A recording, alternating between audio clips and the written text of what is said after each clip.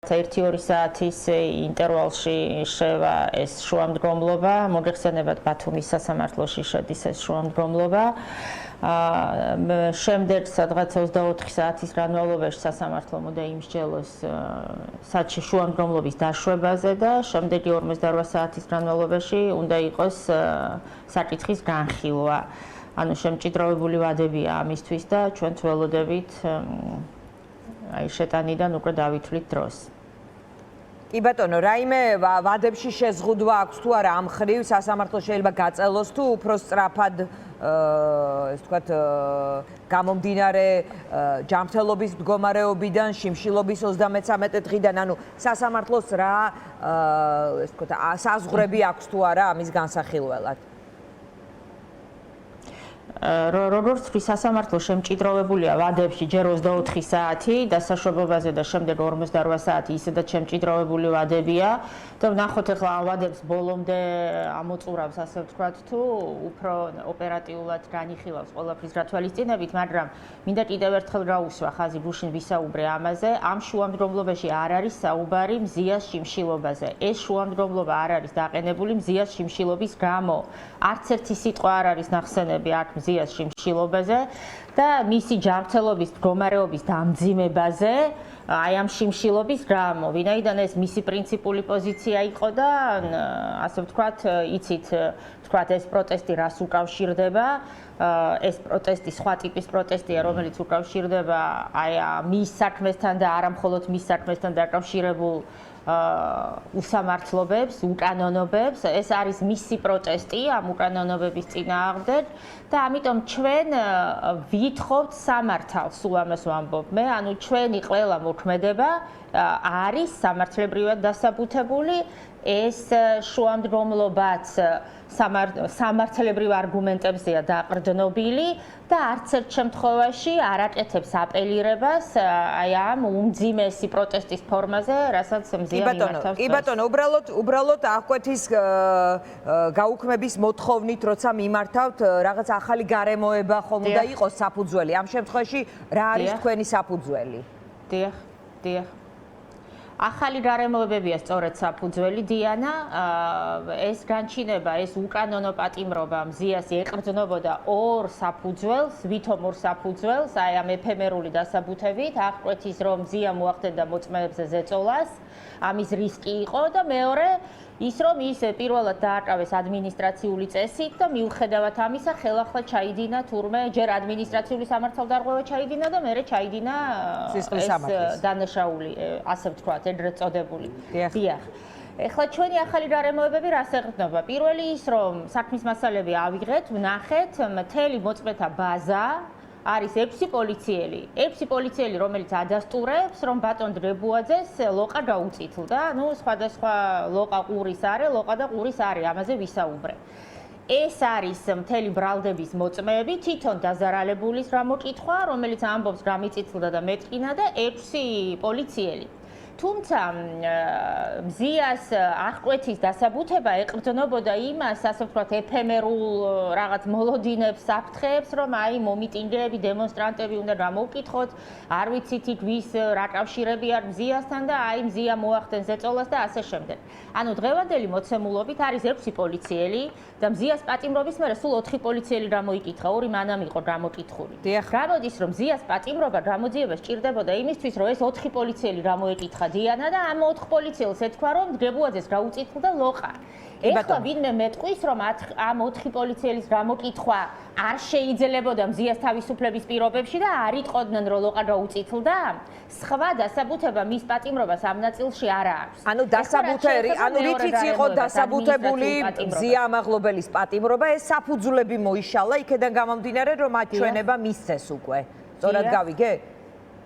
დიახ, მათ ჩვენება მისცეს და უფრო მეტიც, ჩვენ წარვადგენთ ასევე მზიას გამოკითხვის ოქმს, მზია ჩვენ თვითონ გამოვკითხეთ, სწორედ იმ საფრთხეების გათვალისწინებით, რომ არავინ იცის მისი ჯანმრთელობის მდგომარეობა, როგორი იქნება წინა სასამართლოს ხდომისთვის და რამდენად შეძლებს ის, ასე ვთქვათ, ვერბალური განმარტების მიცემას და ამიტომ გამოვკითხეთ და მისი გამოკითხვის ოქმით წარდგენილია, ანუ ვიდეო არსებობს, 6 პოლიცielis ჩვენება არსებობს, მზიას გამოკითხვის ოქმი არსებობს და ანუ მეტი ამის უკან რა შეთქმულების თეორიები შეიძლება არსებობდეს რომელიმე მოწმეების და მათთან დაკავშირებული ზეწოლების შესახებ, ანუ ეს ცილდება სამართალსაც არა, ყოველგვარ საღაზრს დიანა. ამიტომ ეს პროცესი პროკურატურამ უნდა ამტკიცოს.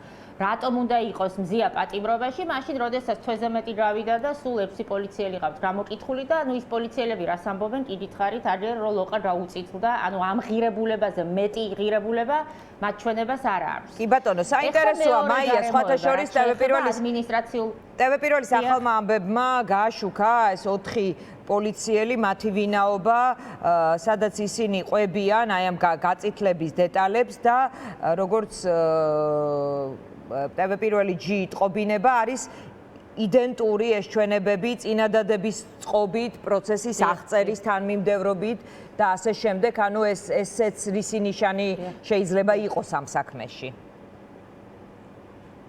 დიანა, რა თქმა თქმა, ეხლა ეს რო copy paste-ით არის და არ დამეზარა ვეძებად და განსხვავება რაც ვიპოვნე ამ ჩვენებებში კიდე არის 2 ბანამდე დაკითხული, სულ 6-ია. რაც ვიპოვე განსხვავება გახლავთ ის რომ ზოგი ამბობს ჩვენებაში რომ გაუწითლდა სახე ტირე ყურის არე და ზოგი ამბობს ჩვენებაში რომ გაუწითლდა სახის და ყურის არე. აქ სხვა აი ეხლა ასეთი მძიმე ფონი რო არ ქონდეს ამ ამბავს და მზია ასეთ უკანონო პატიმრობაში რომ არ იყოს და ასეთი პროტესტის ფორმა რომ არ არსებობდეს, ალბათ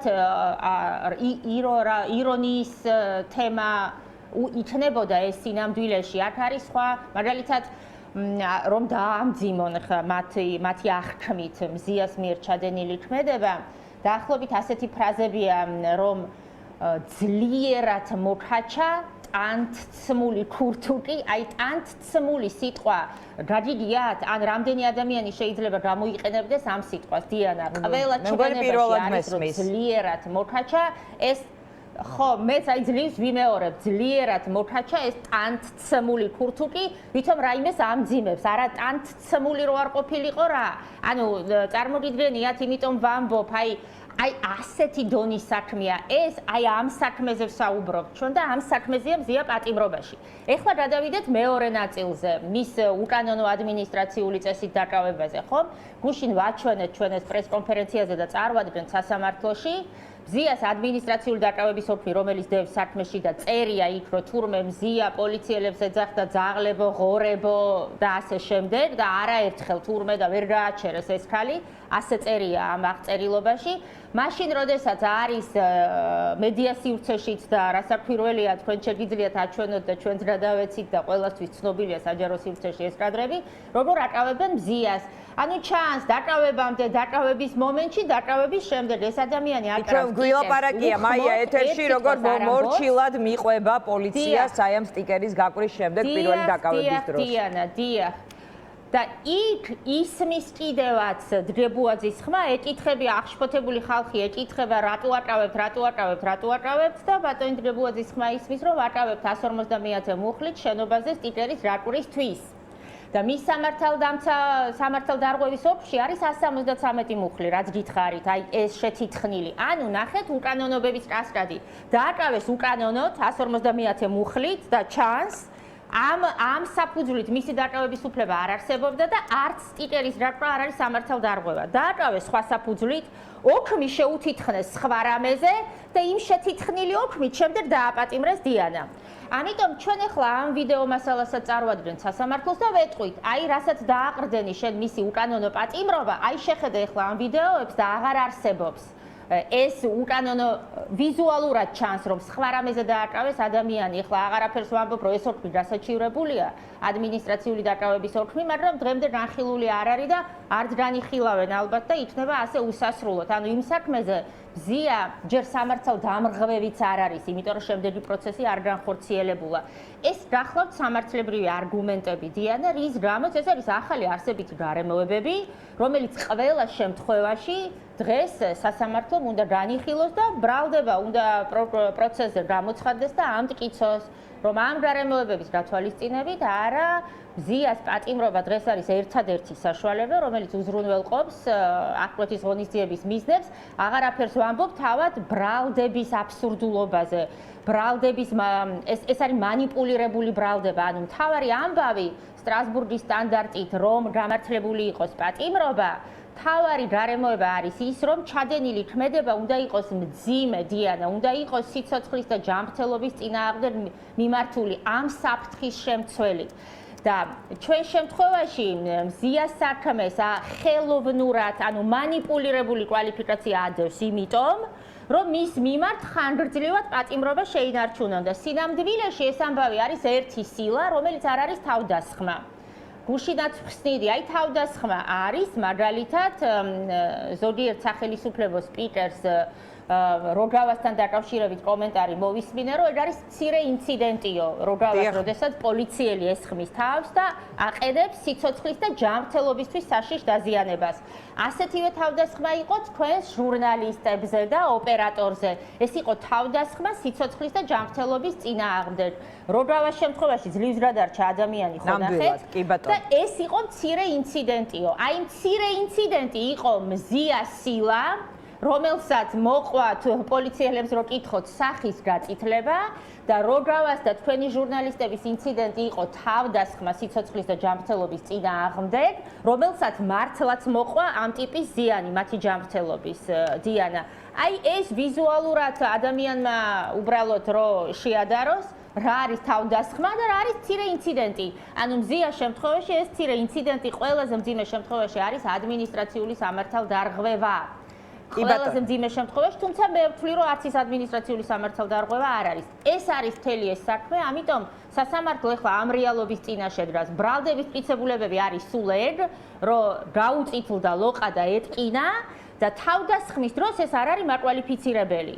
თავდასხმის დროს არ ეკითხებიან გაგიწითლდა რამე თუ არ გაგიწითლდაო, ამის მიუხედავად უნდა იყოს თავდასხმა. ცხადი უნდა იყოს, მოკლედ ეს მოცემულობა, ამიტომ კი ბატონო. მადლობა.